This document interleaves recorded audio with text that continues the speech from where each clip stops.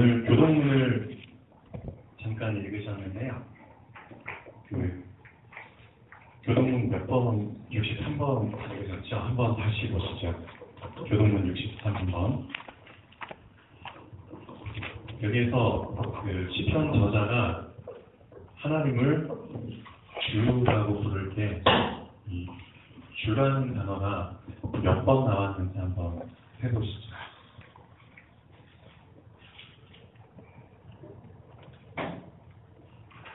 짧은 몇 문장 안 되는 구절이지만 그 안에 주라는 단어가 16번 정도 나왔죠. 네. 우리가 가장 즐겨 쓰는 호칭입니다. 하나님, 예수님.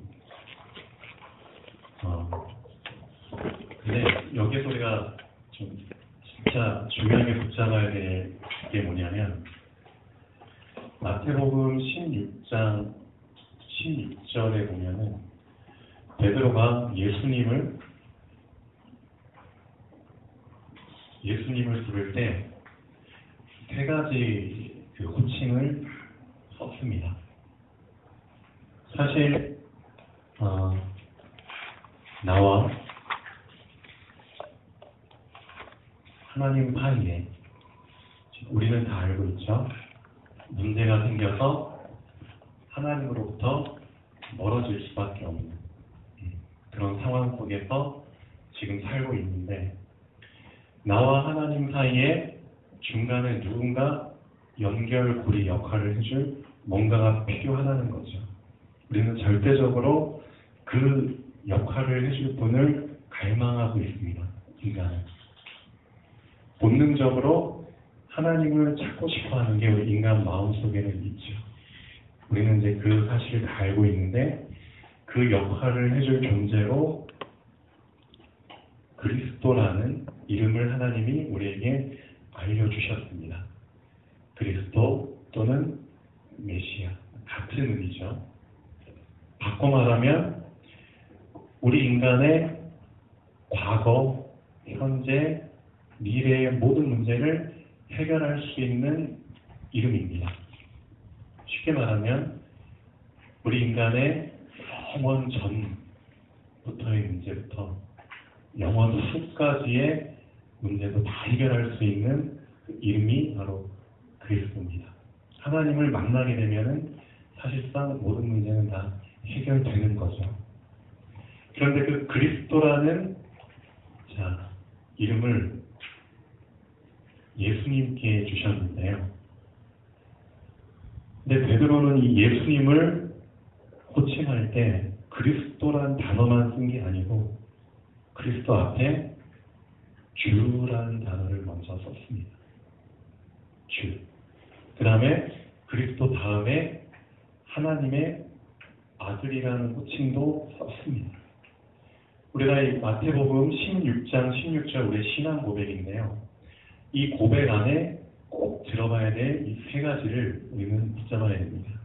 예수님은 나에게 먼저 주님이십니다. 그렇죠? 그리고 그분은 그리스도이십니다. 그리고 그분은 하나님의 아들이십니다. 이 셋 중에 하나라도 빠지게 되면 어떻게 될까요? 우리의 신앙은 온전하지 않게 되겠죠. 뭔가 문제가 생길 수밖에 없습니다. 사실 우리가 예수님을 알아갈 때 이런 거 있잖아요. 어떤 마을에 한 사람이 이제 딱 갔어요. 근데 그 사람이 어떤 마을에 있는 우리가 마을에 살고 있다고 친다면 나에게 많은 도움을 주고 심지어 나를 지켜주고 보호해주고 그랬어요. 그러니까 나에게는 그 사람이 되게 고마운 존재죠. 그래서 내가 이 사람을 정말 믿고 따를 수 있겠다. 이 사람은 내가 나이도 비슷하지만 어떻게 보면 나는 이 사람을 정말 주로 섬기면 참 좋겠다. 주군으로 섬기면 좋겠다. 그래서 그때부터 이제 그 사람의 주종 관계를 맺죠. 그래서 쭉 살다 보니까 알고 보니까 이 마을에 왔던 사람이 그 나라의 왕자였다면, 그러면 더 뿅 가는 거겠죠. 나는 왕자라는 사실을 모르고 그냥 그 사람을 주로 나의 주인으로 인정을 하고 섬겼는데, 나중에 알고 보니까 이 사람이 이 나라의 왕자였어요. 엄청난 거죠. 사실 그렇습니다. 우리가 베드로가 예수님을 그리스도라는 사실을 모르고 사실은 따라다닌 거거든요. 맞죠? 처음에 예수님이 베드로를 부르실 때 그리스도라는 사실을 알리지 않고, 베드로의 어떤 그런 부분, 이제 물고기 잡을 때 얘기 다 기억하시죠? 물고기 어마어마하게 잡혔어요. 그리고 나서 베드로가 고백을 하죠. 주여, 나를 떠나소서. 저는 죄인입니다. 그런 고백 속에서 예수님을 주님으로 따라가게 됩니다. 그리스도라는 사실을 모르는 상태에서 베드로는 이미 예수님을 어떤 분으로 인정을 했냐면, 나의 주인으로 충분히, 그렇죠, 섬겨도 될 만한 분이다. 그게 중요하다는 거죠. 우리가 예수님을 처음에 알 때 어떻게 보면은 제사장의 어떤 그런 의미로 먼저 믿게 됩니다. 그리스도라는 완벽한 의미를 아직까지는 깨닫지 못한다 할지라도 제사장만으로도 우리는 충분히 예수님을 주님으로 부를 수 있다는 겁니다. 맞죠? 아, 예수님이 나를 위해서 돌아가셨구나. 나의 죄를 위해서 고난을 받으셨구나. 나라는 놈을 통해서 대신 죽어주셨구나. 이 일부만 알았을 뿐인데도 나는 이분을 사실 주님으로 부를 수 있다는 겁니다. 맞죠? 그것만으로도 우리는 예수님을 주님으로 부를 수 있습니다. 그런데 이 예수님이 알고 보니까 그리스도였다는 겁니다. 그래서 많은 신앙생활 하는 분들이 사실은 가장 많이 놓치고 있는 부분이 이겁니다. 그리스도라는 완벽한 의미를 알고는 있지만 사실 주님이라는 부분이 너무 약하다는 겁니다. 그렇죠? 예수님은 사실 그리스도이기 이전에, 나에게 있어서 그리스도이기 이전에 먼저 주님이 되어주셔야 됩니다.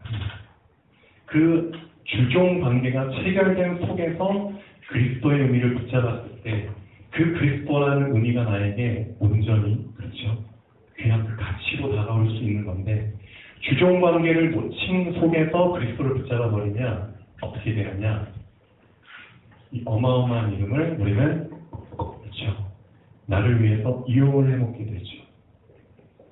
결국 주님이라는 단어를 놓치게 되면은 나는 결국 사단처럼 되버립니다. 사탄처럼. 사단이 왜 사단이 됐느냐? 하나님과, 그렇죠, 그 사단, 그 이전에 이제 루시퍼라는 천사장이었잖아요. 그 관계가 주종 관계였는데 그걸 깨버린 겁니다. 그러면은 나도 결국 예수님을 그리스도로 알고는 있지만 먼저 주종 관계가 체결되지 않으면은 분명히 나도 사단처럼 될 수 있다는 겁니다. 그렇죠? 사단에게 감동받게 되고 자꾸만 내 자신이 드러나게 되고 그 그리스도라는 이름을 나를 위해서 이용할 수밖에 없는 그런 사람이 된다는 겁니다. 그래서 우리가 어떻게 보면은 그 예수님을 부를 때 주님이라는 단어를 많이 쓸수록 좋은 것 같아요. 아마 여기 있는 분들도 가장 많이 쓰는 단어겠죠. 주여, 주여, 주님. 근데 그 한마디 한마디 부를 때마다 이 사실을 생각하셔야 됩니다. 맞다. 예수님은 그리스도이시지만 그 이전에 나에게는 먼저 주인이라는 거죠. 주님이라는 겁니다. 내가 예수님을 주님으로 알고 살아왔는데 이 예수님이 나에게 그리스도였구나. 사실은 그런 순서로 깨달아가는 게 저는 맞다고 봅니다. 우리가 처음부터 그리스도 사실을 알고 믿었지만 그러나 실제 우리가 경험을 통해서 깨달음을 통해서 그렇죠, 알아가는 거죠. 자, 그리고 이 예수님은 하나님과의 관계 속에서 아들이라는, 그렇죠, 사실입니다. 2000년 전에 예수님이 이 땅에 오셨을 때 이스라엘 사람들이 어떤 부분을 가장 걸고 넘어졌냐면 여러분도 알고 계실 겁니다. 아, 예수님은 메시아야, 그리스도야. 사실은 이 부분보다 더 걸고 넘어졌던 부분이 이 부분입니다. 아니, 감히 네가 하나님의 아들이라고? 이 사실이 가장 이스라엘 사람들을 화나게 했던 부분입니다. 이스라엘 사람들이 가장 못 참는 부분이 뭐냐면 이거죠. 신성, 모독. 이거는 절대 용서할 수 없는 죄입니다. 이스라엘에게는 오직 하나님은 유일한 하나님이시기 때문에 하나님과 동격 역할을 할 수 있는 그런 존재는 없는 겁니다. 그런데 예수님이 본인을 나는 하나님의 아들이다. 그렇죠? 그런 말을 들었을 때 가장 이스라엘 사람들을 불이 나게 했던 부분이죠. 근데 이런 부분을 한번 생각을 해보셨나 모르겠습니다. 하나님이 인간의 문제를 해결해 주기 위해서 그리스도라는 뭔가를 보내야 되는데 그 역할을 할 존재를 보내야 되는데 굳이 아들 말고 그렇죠? 그 천국에 있는 모든 천사들 중에서 뛰어난 어떤 천사를 한 명 뽑아가지고 너가 그리스도의 역할을 한번 해봐라 하고 천사를 보낼 수도 있었을 거고요. 맞죠? 어떻게 보면은 천사 중에 한 명 뽑아가지고 그리스도 역할을 좀 해봐라. 하나님은 그렇죠. 그렇게 하실 수 있는 분이죠. 아니면은 이미 천국에 간 하나님의 자녀들 중에서 모세나 엘리야나 그렇죠? 여호수아는 다윗이든 그런 사람들 중에 한 명 더 뽑아가지고 너 천국에 좀 이렇게 잘 지내고 있는데 잠깐만 이 세상에 다시 내려가서 그리스도 역할 좀 해봐라. 그렇죠? 하나님 자녀들 중에서 다시 천국에 한 명 뽑아가지고 내려보낼 수도 있을 겁니다. 그런데 굳이 하나님께서는 이 그리스도 역할을 할 분으로 아들을 보냈다는 거죠. 이 안에 엄청난 의미가 또 들어있는 겁니다. 사실 많은 사람들이 좀 헷갈리고 좀 궁금해하는 부분이 신약 성경에는 예수님이 하나님의 아들이라는 표현을 참 많이 합니다. 그는 근본 하나님의 본체시나 주는 하나님의 아들이십니다. 신약 성경 곳곳에 예수님이 하나님의 아들이라는 표현을 많이 하지만 구약 성경에는 예수님을 하나님의 아들이라는 표현을 정확하게 표현한 구절이 거의 없습니다. 그러니까 이제 많은 사람들이 특히 이제 구약 성경만 보고 있던 사람들이 예수님 오시니까 엄청 헷갈리는 거죠. 만약 구약 성경 중에 명확하게 예수가 올 텐데 그렇죠? 이 사람은 하나님의 아들이라는 표현을 명확하게 표기했다면은 헷갈리지 않았을 텐데 구약 성경 그리스도가 오실 것이라고 예언한 구절 중에 상당수가 이 관계를 사실 언급을 안 하고 있습니다. 근데 이제 그나마 미가서 5장 2절 한번 보시죠. 요나 다음에 미가서죠.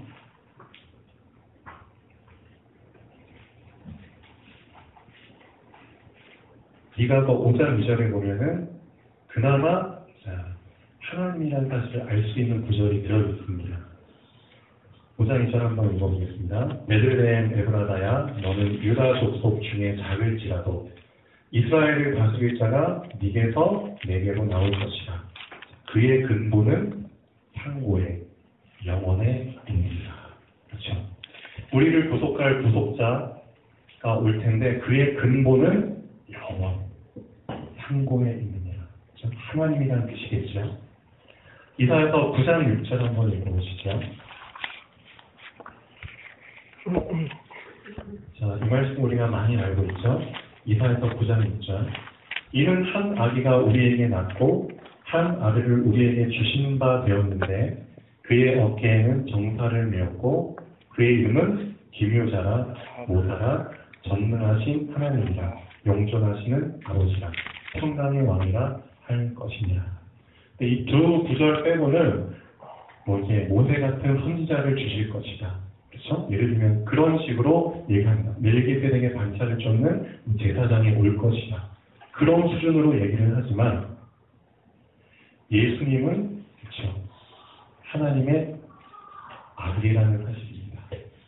그래서 우리가 주는 그리스도시여 살아계신 하나님의 아들이십니다. 이 짧은 신앙 고백 속에서 절대적으로 놓쳐서는 안 되는 세 가지가 바로 주, 그다음에 다음에 그리스도, 그 다음에 하나님의 아들. 이 세 가지를 온전하게 붙잡을 때 나와 하나님, 그렇죠? 이 사이에서 그렇죠? 온전하게 이제 소통이 될 수 있겠죠. 셋 중에 하나라도 놓치면 안 됩니다. 자, 주님이라는 단어 속에서 우리는 제사장의 의미를 붙잡아야 합니다. 예수님이 단지 제사장에 그친다 할지라도 우리는 충분히 그것만으로도 주님이라고 부를 수 있습니다. 맞죠? 근데 그 예수님은 제사장 수준을 뛰어넘은 그리스도라는 거죠. 그리고 예수님은 나와 하나님을 연결해주는 아들로서, 그렇죠? 선지자의 역할을 하는 분으로 오셨다는 거죠. 근데 이 사실이 나에게 영원 전부터 영원 후까지 지속이 되려면 이 관계를 보호를 해야 되잖아요. 지켜야 되잖아요. 누군가는 이거를 끊으려고 노력을 합니다. 나와 예수님 사이의 그 주종 관계를 끊으려고. 그렇죠? 그 다음에 예수님이 하나님의 아들로 오셨는데 그 역할을 못하도록 자꾸만 끊으려고. 내가 하나님 만나지 못하도록 끊으려고. 누군가는 자꾸 나를 방해한다는 거죠. 그래서 이 관계를 지키고 보호하기 위해서 왕이라는 분이 필요하다는 거죠. 이 그림을 잘 염두에 두시고 깊이 좀 묵상을 하는 시간이 있으면 좋겠습니다. 예수님은 나에게 주님이시라는 사실, 그리고 하나님의 아들이시라는 사실을. 자, 오늘 본론 말씀 보겠습니다. 자, 이제 좀 졸릴 시간이 됐죠, 벌써. 자, 본문은 약간 좀 더 어렵게 느껴질 수 있는데요. 자, 지난주에 말씀 제목이 주는 그리스도 신이다라는 이제 말씀을 드렸습니다. 우리가 주는 그리스도시오라는 고백 속에서 어느 수준까지 우리가 이 고백을 끌어올려야 되냐면 진리 수준까지 끌어올려야 된다고 말씀을 드렸습니다. 진리라는 뜻 안에는 어떤 상황 속에서도 예외 없이 고백할 수 있다는 뜻입니다. 어떤 상황 속에서도 예외 없이 주는 그리스도이십니다. 그게 진리의 깊은 뜻입니다. 예외가 없다는 겁니다. 그런데 우리는 자꾸만 예외를 만든다는 거죠. 아, 이 상황 속에서는 내가 그리스도라고 고백을 못할 것 같아. 그럼 결국 지난주에 말씀드린 것처럼 누구든지 나와 하나님의 내 말을 부끄러워하면, 그렇죠? 부끄러워한다는 거는 부끄러워할 수밖에 없는 상황 속에서는 내가 이 말씀을 예외로 삼겠다는 거겠죠. 맞죠? 예외로 삼으니까 고백을 못하고 그 상황은 부끄러운 상황이 되어버리는 겁니다. 그러면 결국 나와 하늘에 계신 아버지도 그때 너를 부끄러워할 거라고 얘기를 하고 있습니다. 그래서 진리 수준으로 우리가 주는 그리스도를 붙잡아야 된다는 겁니다. 어떤 상황 속에서도 예외가 없이. 주는 엘리야 수준도 아니고, 그렇죠? 일부 수준이 아니고, 그렇죠? 이게 잘못됐다는 건 아닙니다. 예레미야나 선지자, 그렇죠? 세례 요한, 그런 수준이 아니라는 겁니다. 그 이상의 그리스도 수준이라는 겁니다. 자, 베드로는 이 사실을 발견을 했지만 발견만 하고 이 사실을 소유하지 못한 자의 특징은 먼저 결론을 보겠습니다. 아직은 소화를 못하기 때문에, 그렇죠? 예외 없는 상황, 그렇죠? 어떤 상황 속에서도 예외 없이 붙잡아야 되는 그 정도의 그릇으로 내 자신이 이제 좀 커야 되는데 그런 소화할 수 있는 상황이 아니기 때문에 예수님이 이 말씀하셨을 때 당장 반응이 나타나죠. 아, 너가 나를 그리스도로 발견을 했구나. 그러면은 내가 이 말을 해도 되겠다. 인자가 앞으로 많은 고난 받을 거야. 그리고 버림받을 거야. 그리고 죽을 거야. 그리고 3일 동안이나 죽음 가운데서 있을 거야. 그리고 부활할 거야. 당장 그 말을 들으면 소화가 안 되겠죠. 그럼 어떻게 되느냐? 자, 사단이 하는 그 말과 행동을 붙잡게 됩니다. 주여, 절대 그런 일이 일어날 수 없습니다. 그렇게 하시면 안 됩니다. 그러니까 예수님이 이 말씀을 하시죠. 사단아, 내 뒤로 물러가라. 네가 하나님의 일보다 사람의 일을 먼저 생각하는구나. 마태복음에 보면은 한 구절이 더 나오죠. 너는 나를 넘어지게 하는 자로다. 예. 우리도 마찬가지입니다. 우리가 그리스도 수준을 붙잡지 못하고 만약에 그 이하의 일부의 수준을 붙잡았다면 결국 하나님의 일을 하려고 할 때 내 자신이 그렇죠? 열심히 일하려고 하는 사람을 넘어지게 하는 그렇죠? 사단 역할을 할 수밖에 없습니다. 내가 그런 역할을 할 수도 있고 상대방이 그런 역할을 할 수도 있다는 거죠. 근데 이런 생각을 좀 해봅니다. 좀 너무 심한 표현을 하신 게 아닌가라고 생각할 수 있겠죠. 베드로 입장에서 보면은 상당히 당황스러운 상황이었을 겁니다. 아니, 예수님이 갑자기 날 칭찬하시더니 지금까지 듣도 보도 못한 가장 심한, 어떻게 보면 그렇죠, 자존심 상하고 엄청 화가 날 수밖에 없는 그런 말을 하시면 나에게 사단이라고 말씀을 하십니다. 너무 과민 반응하신 게 아닌가 그런 생각도 들 수 있겠죠. 근데 그렇게 할 수밖에 없다는 것을 알게 됩니다. 왜 그런 표현을 할 수밖에 없었을까요? 왜냐?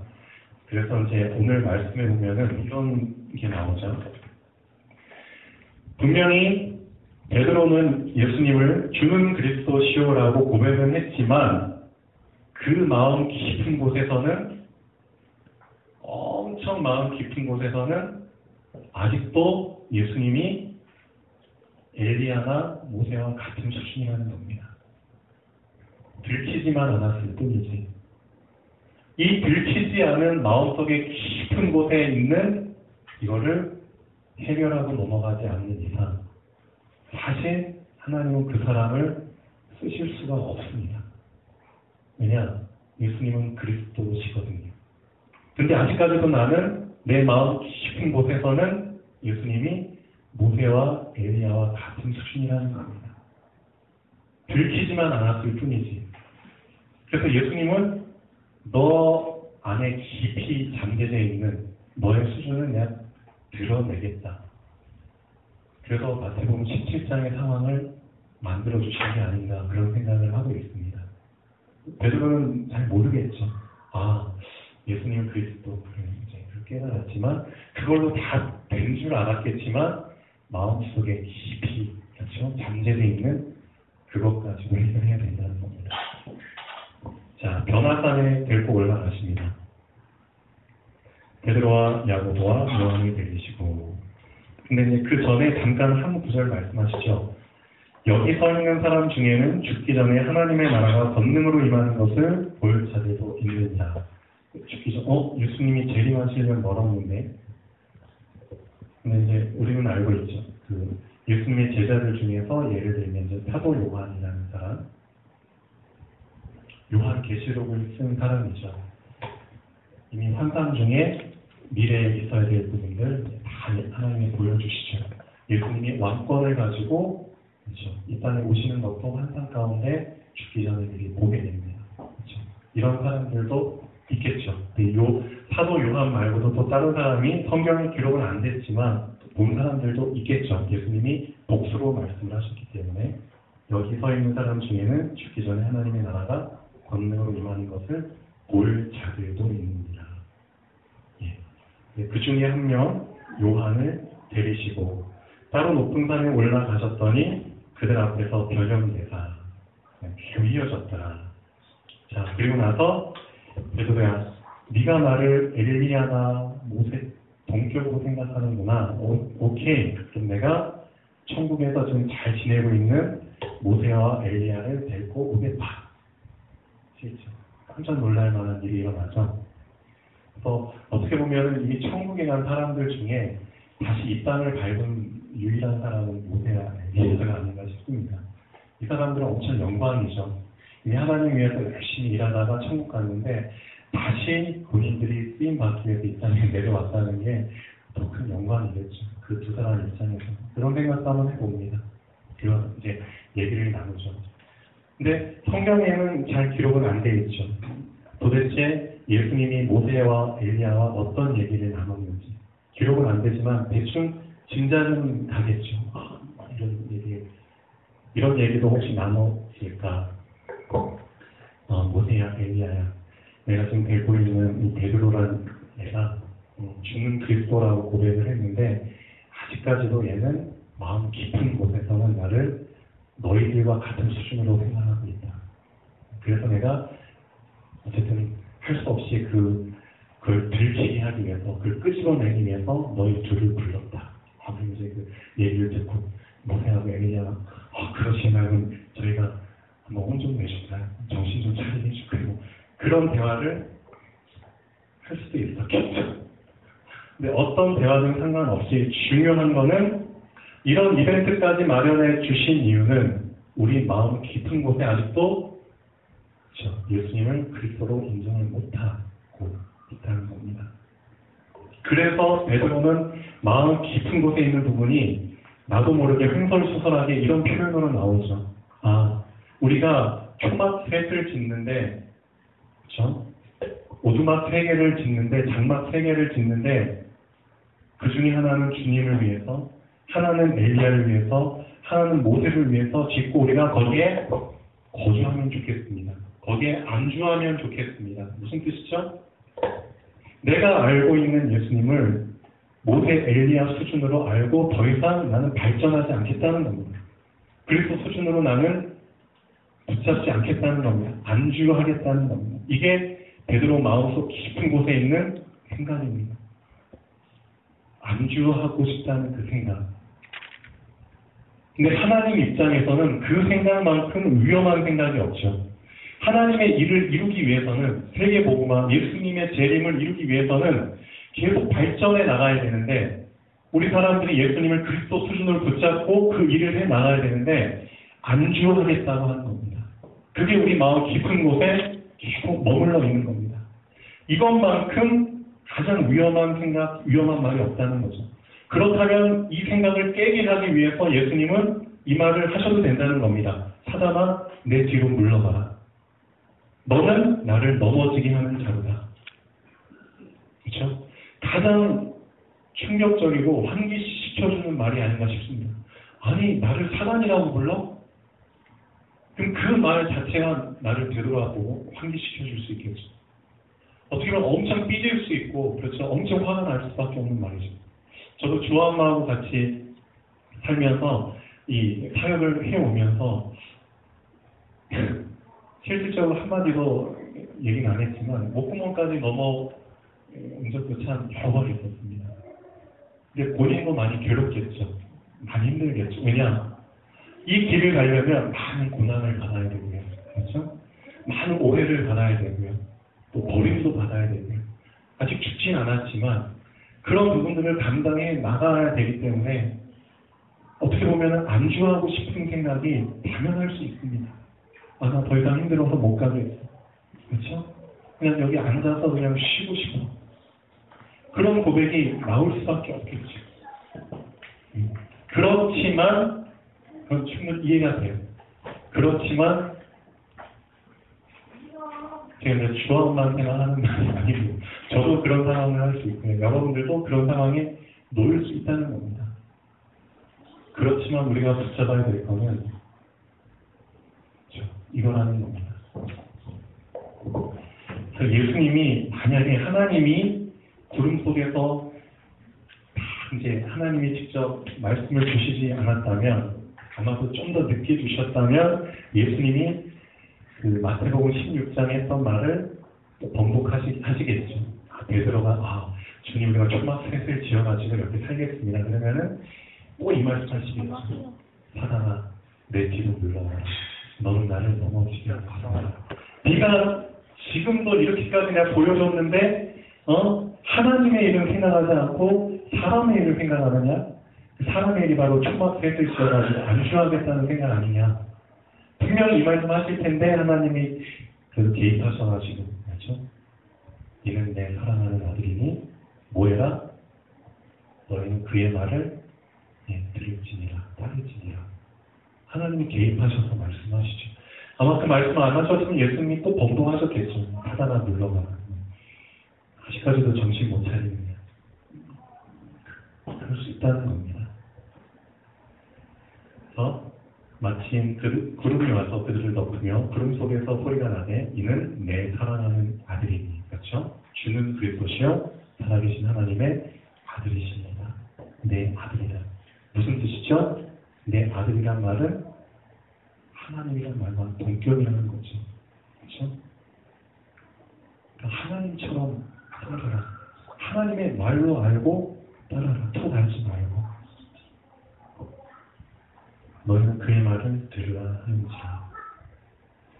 그리고 나서 결론이죠. 문득 둘러보니 아무도 보이지 아니하고 오직 예수와 자기들 뿐이었더라. 맞다. 이제 내가 엘리야 수준에서 모세 수준에서 머물지 말고 그리스도 수준까지 나를 발전시켜야겠다. 절대 안주하지 말자. 왜냐? 모세도 엘리야도 없어진다는 거죠. 다 잠깐이라는 겁니다. 예수님께서는 이렇게까지 베드로의 마음 깊은 곳에 있는 그 생각을 드러내십니다. 아, 내 마음이 들켰어. 그렇죠? 들키는 게 좋습니다. 어떻게 보면. 만약에 그 생각이 하나님 앞에서 들키지 않으면 계속 그 사람은 나 자신을 속이고, 그렇죠? 하나님도 속이고, 속지 않으시지만, 그리고 사람도 속이게 됩니다. 계속 속이면서 살게 됩니다. 그럴 바에는 차라리 들키는 게 낫다는 거죠. 그래서 내 마음이 내가 안주하고자 하는, 나를 발전시키지 않고자 하는 그 마음이 들킬 수 있는 가장 좋은 방법이 바로 시스템 안에 들어오는 겁니다. 공동체라는 시스템 안에 들어오는 겁니다. 이 안에 들어오면은 아무리 정착하고 안주하고 싶어도 하기가 힘들죠. 계속 들킵니다. 계속 부딪히게 되고. 그렇죠? 옆에 있는 사람들이 자꾸 이제 발전할 수밖에 없는 쪽으로 몰고 가죠. 처음에 힘들지만 이렇게 해야 됩니다. 맞죠? 그래야지 주님을 그리스도 수준으로 붙잡고 진리 수준으로 붙잡고 우리가 하나님의 일을 감당할 수 있다는 거죠. 그래서 여기 계신 분들은 옆에 있는 분들한테 참 정말 감사하셔야겠죠. 내가 안주하려고 할 때마다 힘들지만, 본인도 힘들지만, 그렇죠?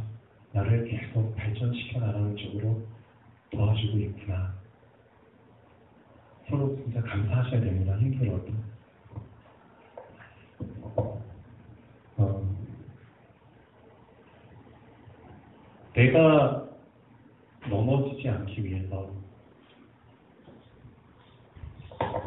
내가 넘어지지 않기 위해서 우리가 취하는 방법은 남을 넘어뜨립니다.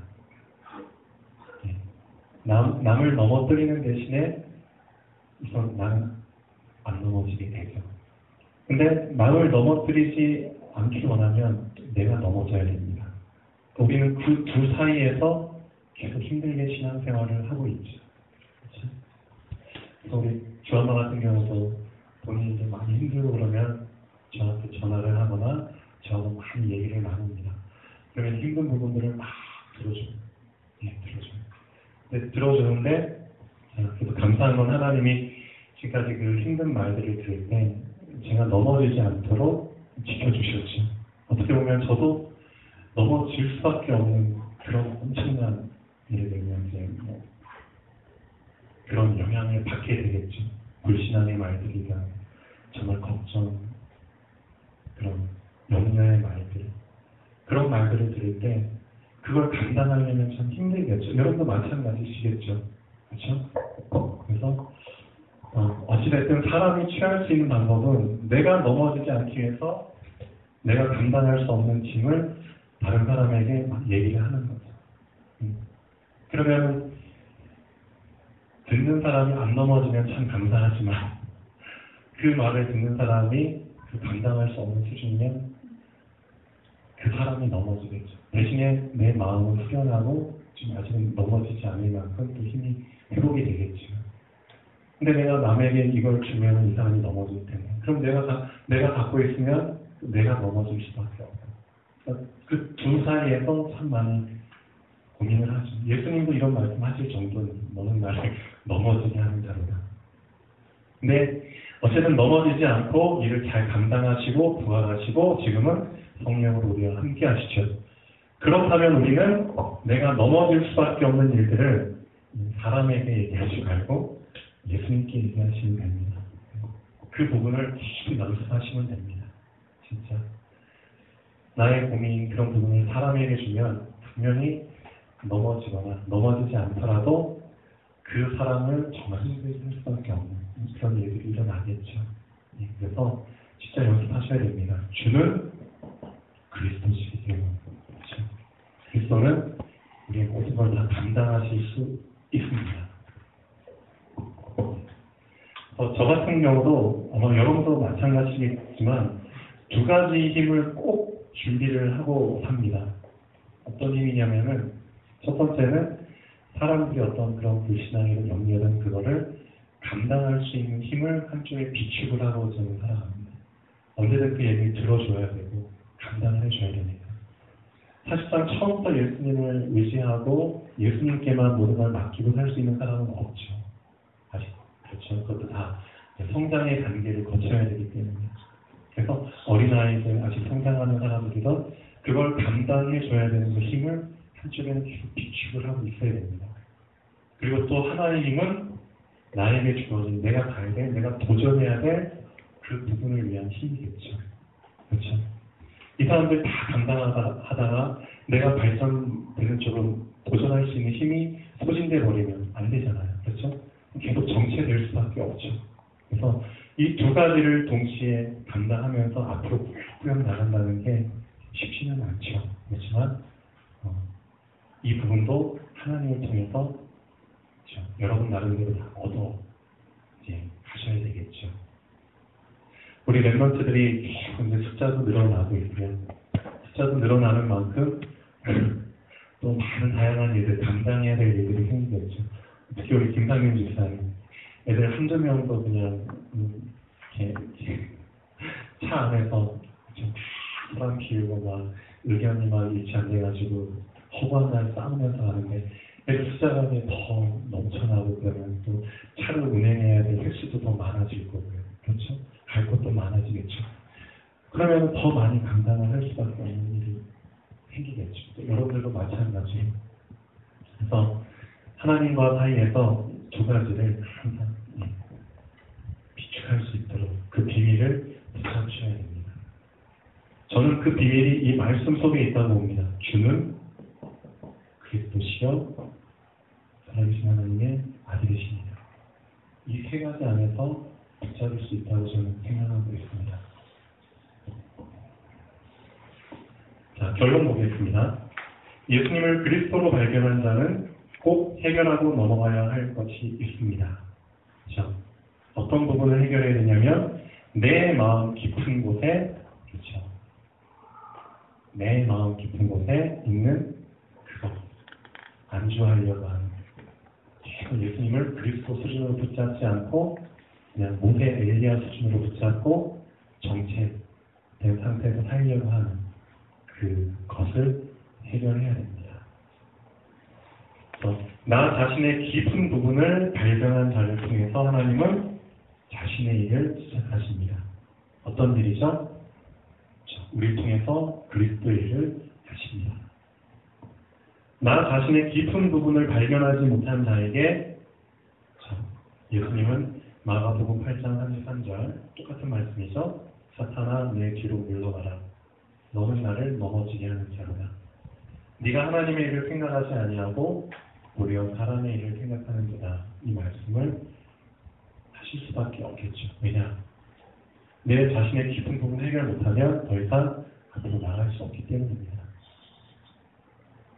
그래서 누군가는 그렇죠. 내 자신이 발전되도록 옆에서 도와준다는 것 자체가 얼마나 감사한지. 나를 힘들게 한다고 그 사람을 미워하거나 원망하지 마십시오. 오히려 더 감사하셔야 됩니다. 맞죠? 기도하겠습니다.